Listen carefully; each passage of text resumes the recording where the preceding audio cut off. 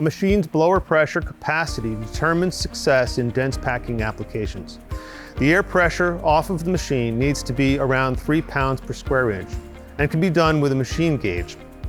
Low pressure on an usually capable machine can indicate the seals in the airlock needs replacing. It's best to refer to the manufacturer's recommendations in choosing and maintaining the right machine. Installed density for the wall is 3.5 pounds per cubic foot. The target pressure creates a full cavity fill and ensures that it will never settle, optimizing the R value. Bags come off of our line at 2 to 3 times as dense as needed in a wall cavity.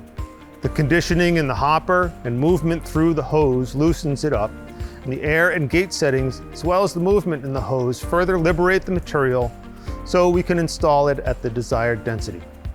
A variety of hoses and tubes can be used in wall work.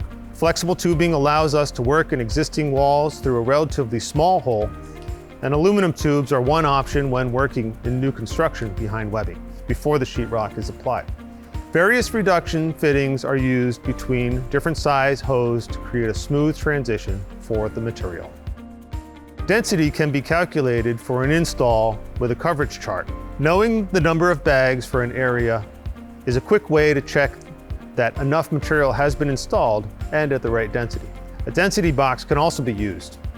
Half wall bay size convenient for an installer and can fit on a larger postal scale or hung on a small luggage scale. This allows the machine settings to be calibrated so there is just enough material and pressure for the material to start backing up in the bay, indicating to the installer that 3.5 pounds per cubic foot has been reached.